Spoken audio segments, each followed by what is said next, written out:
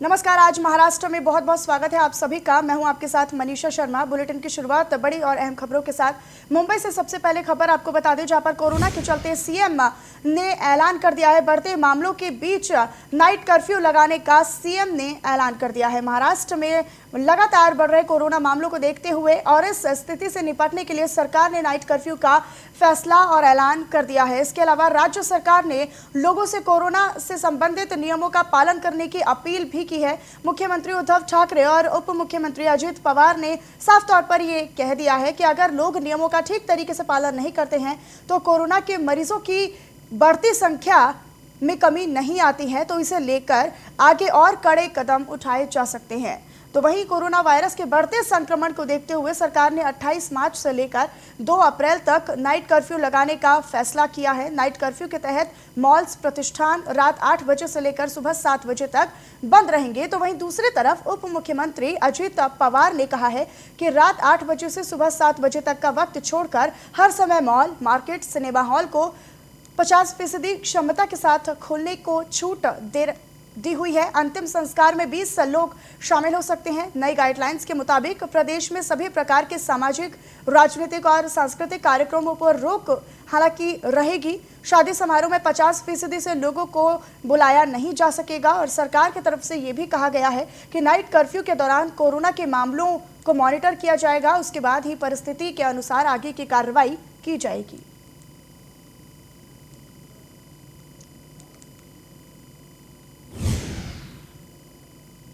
मुंबई में तेजी से बढ़ रहा कोरोना का खतरा। पिछले 24 घंटे में 36,902 नए कोरोना के मामले सामने आए हैं। तो महाराष्ट्र में कोरोना का खतरा तेजी के साथ बढ़ रहा है। राज्य में लगातार कोरोना वायरस के मामले दिन प्रतिदिन बढ़ते ही नजर आ रहे हैं। पिछले 24 घंटे में 36,902 नए मामले सामने आए हैं, जिसके बाद राज्य में संक्रमितों की संख्या 2,82,451 हो गई है। तो वहीं दूसरी तरफ मरने वालों की संख्या भी 53,907 बताई जा रही है। इसी के साथ आपको ये भी बता दें कि 17,019 लोग महामारी से ठीक हो चुके हैं। अब तक 23,56,056 लोग महामारी को मात दे चुके हैं।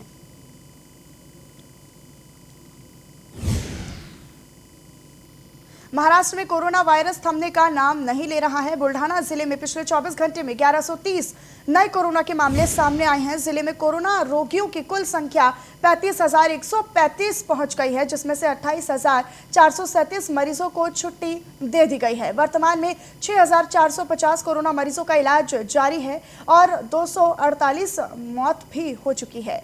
इसी के साथ जिला प्रशासन ने चिंता जताते हुए बिना मास्क लगाने वाले लोगों पर कार्रवाई करने का काम भी किया है।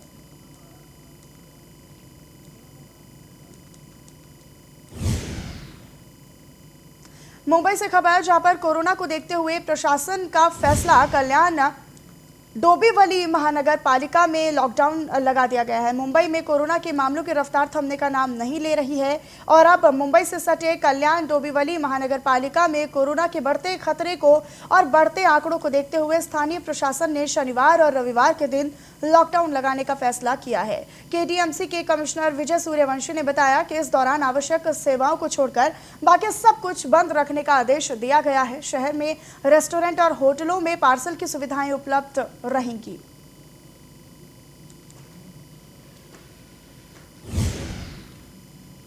वहीं नंदुरबार जिले में बढ़ते कोरोना संक्रमण की वजह से कोरोना महामारी रोकथाम के लिए जिलाधिकारी डॉक्टर राजेंद्र भारुड़े ने शनिवार को और रविवार के लिए जनता कर्फ्यू का ऐलान किया है। साथ ही साथ जिलाधिकारी ने जरूरी सेवाओं को छोड़कर 1 अप्रैल से लेकर 15 अप्रैल तक लॉकडाउन के आदेश जारी कर दिए हैं। जिले में लोग इस जनता कर्फ्यू का पालन करते नजर आ रही हैं, जिससे सभी दुकानें, प्रतिष्ठान बंद हैं, जिसकी वजह से सड़कें भी वीरान और खाली नजर आ रही हैं। आज सुबह से ही जिले में शाहदा, नवापुर, नंदुरबार समेत कई गांवों में इसका असर दिखाई दिया। शहर में आने जाने वाले रास्तों पर बैरिकेडिंग लगाई गई है। जगह जगह पर पुलिस बंदोबस्त दिखाई दे रहा है।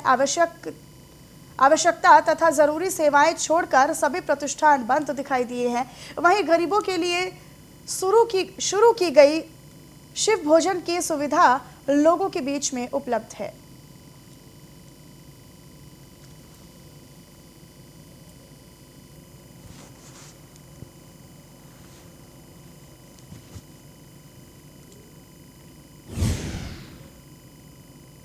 वहीं पुणे जिले के कैंप इलाके में स्थित फैशन स्ट्रीट मार्केट में दुकानों में आग लग गई और आग इतनी भीषण थी कि देखते ही देखते आग पूरे मार्केट में फैल गई, जिसमें तकरीबन 500 दुकानें जलकर पूरी तरीके से खाक हो गई। घटना की सूचना पर मौके पर पहुंची दमकल की 15 गाड़ियों ने आग पर काबू पा लिया है। आग से कोई जनहानि नहीं हुई है। पुणे कैंटोनमेंट बोर्ड की सीईओ अमित कुमार ने यह बताया कि रात में लगी आग इतनी तेजी से फैली कि पूरी फैशन स्ट्रीट जलकर खाक हो गई है। काफी मशक्कत और मेहनत के बाद आग पर काबू पाया जा सका। आग लगने के कारणों का अभी तक पता नहीं चल सका है।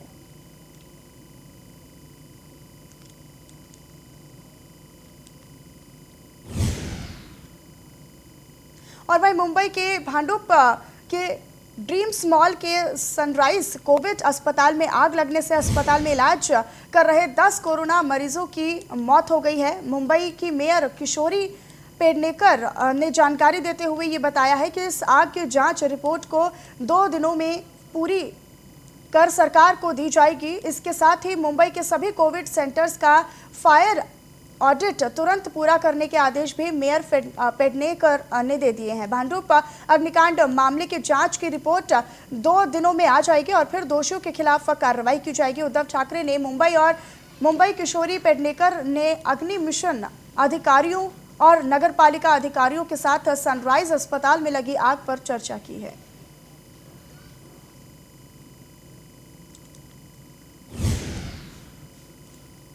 भांडुप इलाके के ड्रीम्स मॉल में आग लगने के मामले में एक्शन में शुरुआत हो चुकी है। भांडुप थाने में ड्रीम्स मॉल और सनराइज अस्पताल के खिलाफ एफआईआर दर्ज की जा चुकी है। बता दें कि ड्रीम्स मॉल की तीसरी मंजिल पर सनराइज हॉस्पिटल है। दोनों के खिलाफ धारा 304 और 34 के तहत केस दर्ज किया गया है। एफआईआर में Dreams mall management Rakesh Wadhawan, Nikita Trihan, Deepak Shirke और कई लोगों को आरोपी बताया गया है, जिनका ड्रीम्स मॉल में हॉस्पिटल था। दरअसल कोरोना काल के दौरान कुछ शर्तों के साथ सनराइज अस्पताल बनाने की इजाज़त दी गई थी, जो कि 31 मार्च 2021 तक के लिए है। तो ड्रीम्स मॉल में आग लगने की घटना पर कार्रवाई की गई है। तो ड्रीम्स मॉल और सनराइज हॉस्पिटल पर एफआईआर दर्ज की जा चुकी है।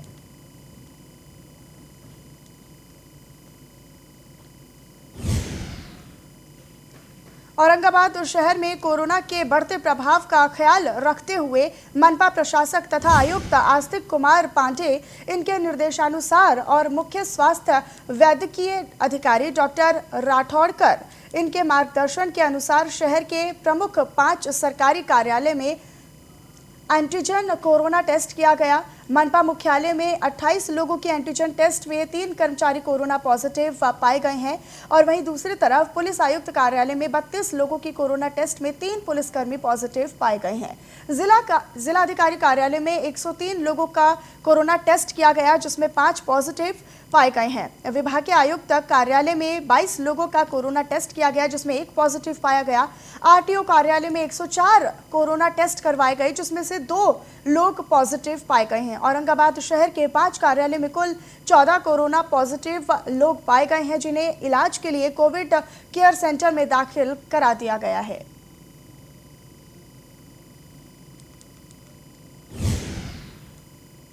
वाशिम से खबर, जहां पर 28 मार्च को मनाई जाएगी शब ए बारात। अध्यक्ष मौलाना ने की सावधानी बरतने की अपील। 28 मार्च को देश भर में शब ए बारात मनाई जाने वाली है, लेकिन कोरोना महामारी के संकट के चलते जामा मस्जिद ट्रस्ट के अध्यक्ष मौलाना अंसार अहमद खान ने मुस्लिम समाज से अपील की है कि वो कोरोना वायरस को ध्यान में रखते हुए शब ए बारात की नमाज घर पर ही अता करें। साथ ही साथ उन्होंने लोगों को एहतियात बरतने की भी हिदायत दे दी है।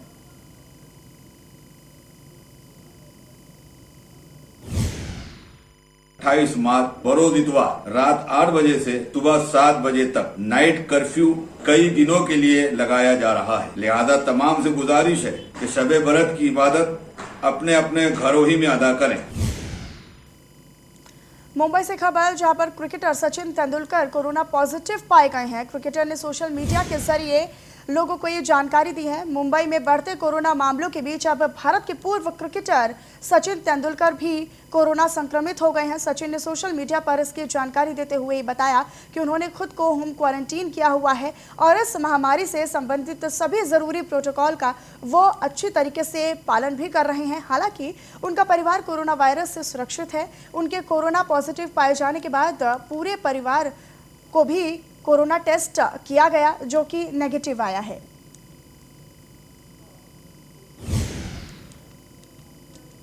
मुंबई में दिग्गज अभिनेता परेश रावल कोरोना पॉजिटिव पाए गए हैं। अभिनेता ने ट्विटर के जरिए ये लोगों तक जानकारी पहुंचाई है। अभिनेता ने 9 मार्च को कोविड वैक्सीन ली थी और मुंबई में दिग्गज अभिनेता और बीजेपी सांसद परेश रावल कोरोना की चपेट में आ गए हैं। उन्होंने ट्विटर के जरिए खुद के संक्रमण होने की जानकारी लोगों तक दी है और अपने संपर्क में आए लोगों से भी जांच कराने की अपील की है। अभिनेता ने ट्वीट कर कहा कि दुर्भाग्यवश मैं कोरोना वायरस की चपेट में आ गया हूं। बीते 10 दिन में मेरे संपर्क में आए सभी लोगों से जांच कराने का अनुरोध मैं कर रहा हूं। परेश रावल ने 9 मार्च को कोविड-19 टीके की पहली डोज ली थी।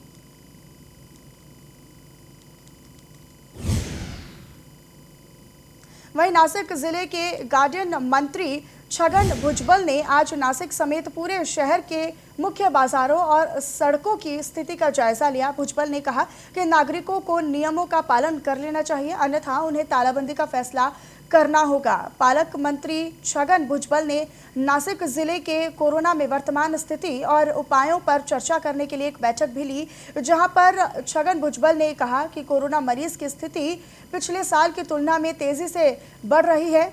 तदनुसार नागरिकों को अपनी जिम्मेदारियों को समझ लेना चाहिए और कोरोना के नियमों का सख्ती से पालन करना चाहिए। इसके लिए पुलिस के लिए प्रतिबंधों में कार्यान्वयन में सक्रिय रूप से भाग लेना बहुत आवश्यक होगा और इस तरीके से निर्देश पालक मंत्री भुजबल ने अधिकारियों को ये निर्देश जारी कर दिए हैं और मरीजों की बढ़ती संख्या को देखते हुए कोविड केयर सेंटर के लिए होटल का अधिग्रहण करना चाहिए। साथ ही हर दिन 95 से 110 मीट्रिक टन ऑक्सीजन का उत्पादन किया जा रहा है। जिले में पर्याप्त ऑक्सीजन उपलब्ध है।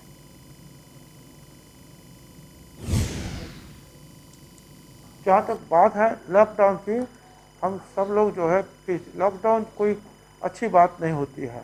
फिर से एक बार जो है हमने सोचा है कि आज ही जो है मुख्यमंत्री की जो है वीडियो कॉन्फ्रेंस भी कलेक्टर और सब अधिकारियों के साथ हो गई है। इस आज के मीटिंग के बाद अगर कुछ फर्क नहीं होता है, संकट अगर बढ़ ही जाता है, उसी समय हम निर्णय भी करेंगे कि लॉकडाउन करना है नहीं करना है। मगर करेंगे आगे की खबरों का। महाराष्ट्र के स्वास्थ्य विभाग द्वारा मिली जानकारी के मुताबिक अगले 2 हफ्तों में महाराष्ट्र में हर दिन 1000 लोगों की कोरोना से मौत हो सकती है, जिसमें मुंबई में स्थिति चिंताजनक बताई जा रही है। तो वहीं दूसरी तरफ पुणे, ठाणे और नागपुर की हालत भी गंभीर बताई जा रही है।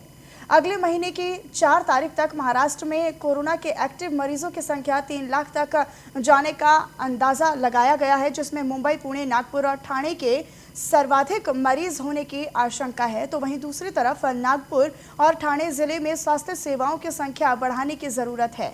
तो वहीं आने वाले 11 दिनों में कोरोना के कारण मरने वालों की संख्या भी 64,000 के पार हो सकती है, ऐसा भी अनुमान स्वास्थ्य विभाग द्वारा लगाया गया है। कोरोना संक्रमित मरीजों की संख्या हर हफ्ते 1% बढ़ रही है। महाराष्ट्र के सभी जिलों से मिली जानकारी के आधार पर स्वास्थ्य विभाग ने ये जानकारी दी है। इस जानकारी के मुताबिक मृत्यु दर की बढ़ने की आशंका है।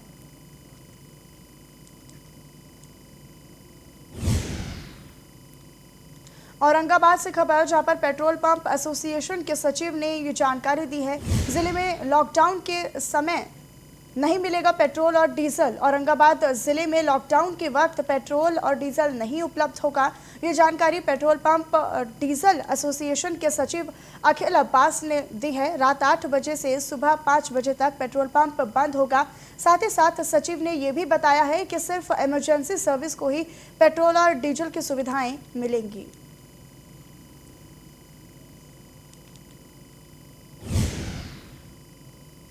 धुले जिले में कोरोना वायरस तेजी के साथ फैल रहा है। जिले में हर दिन 500 कोरोना संक्रमित मरीज मिल रही हैं और लोगों की उदासीनता के कारण मरीजों की संख्या तेजी के साथ बढ़ रही है।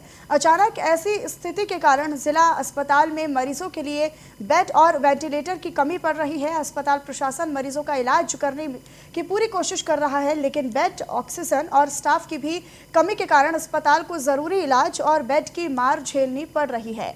वहीं दूसरी तरफ श्री भाऊ साहेब हिरे मेडिकल कॉलेज के नोडल अधिकारी डॉक्टर दीपक शेजवल ने नागरिकों से सरकारी नियमों का पालन करने और आवश्यक निर्देशों का पालन करने की अपील भी की है।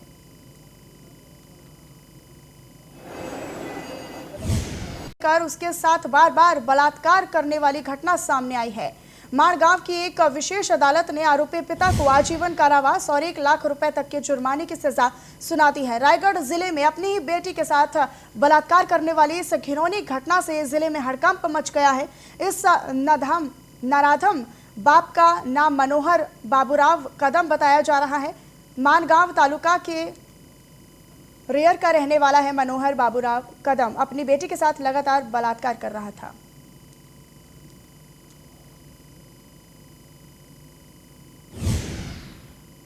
और इसी के साथ आज महाराष्ट्र में इतना ही। बाकी तमाम खबरों के लिए भी आप बने रहिए न्यूज़ 1 इंडिया के साथ।